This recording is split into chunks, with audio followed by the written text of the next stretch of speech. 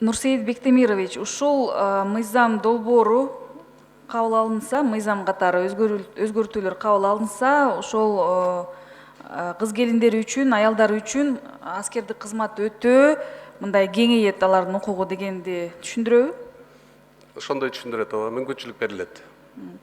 Эмнеге андай кадамдарга барып атасыздар?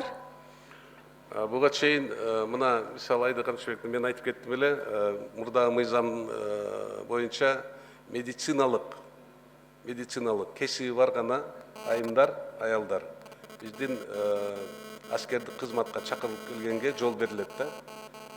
Негизи мен колдойм, ушу укугу кеңейет, каалагандар барып аскердик кызматты, каалаган айымдар аскер кызматын өтөй алат. Ооба, биздин талапка туура келген, ошол алган кесиби биздин кызматка туура келгендер, ден соолук шартынан өзүнүн ошол алган билимине туура келсе, ошол алынат жумушка, кызматка алынат.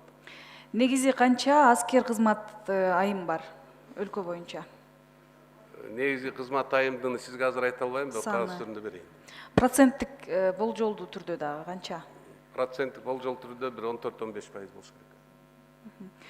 Дагы бир мындай сунуш пикирлер бар да, айрым чек ара конфликт болгондо же чек арада жайгашкан айылдарда дагы ушул айымдар биз аскер кызматын өтөйт элек, бир аз болсо дагы бир даярдыктан өтүп коюшубуз керек эле деп. Ушул жактан кандай иш чаралар, кандай планыңар бар? Чек ара кызматына биз жооп бербейт экенбиз, чек ара кызматынын өздөрүнүн жетекчилиги жооп берсе туура келет деп ойлойм. Жок, ушул силерге тиешелүү маселени айтып атам. Аскерди өтөө боюнча ушул биз мына гендердик саясаттын алкагында ушул сунуштарды киргизип атабыз. Укуктарын өздөрүнүн пайдаланууга кенен жол берип атабыз да. Жок, сиздер дагы план түзсөңүздөр болот да өзүңөр. Планды түзөбүз, планды. Чек ара кызматын айткан жокмун мен. Чек арада жайгашкан айылдарды айтып атам. Планды түзөбүз, өкмөттөрдө киргизебиз. Эске алып койсоңуздар. Менде дагы бир маселе бар да, азыр мына протоколдук тапшырмадагы берилет. Бул жанагы 703 бөлүк оштогу. Буга чейин дагы бир нече жолу көтөргөм. Алар Ички иштер министрлигинин курамына өтүп, анан үйгө кезекке турушкан. Ошол үйдөн кургалып атышат да. Себеби дегенде эми силер үчүн 10 жыл кезекте турсаңар дагы Ички иштер министрлиги өзүнчө үй курганда ошодон аласыңар депчи. Бул боюнча дагы атайын жумушчу топ түзүлүп, ошол мыйзамдарды карап чыгып, биз сунуштар менен өзгөртчү жерин өзгөртүп, эң негизгиси ошол кезекте өмүр бою турган адамдар, аскер кызматкерлери ийимге өтсө деле алар аскер кызматкерлери бойдон калышат, статусу ошол бойдон. Ошол үйдү алыш керек да, аларчы үй курулуп бүтөйүн деп калды, азыр курулушу токтоп турат Ош шаарында. Бул маселеден кабардар болсоңуздар керек. Бул маселе боюнча кабардар бар.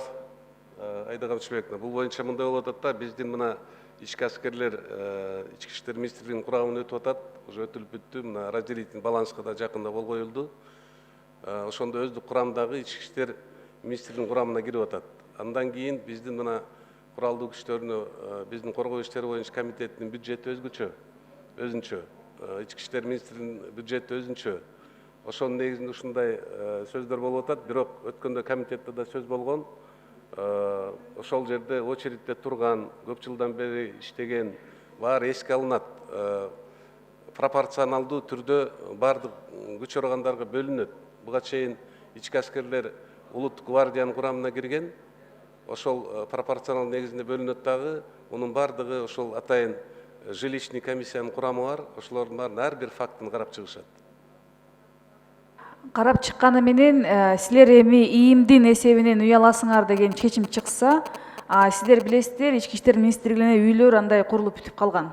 Дагы канча жылда курулуп бүтөт?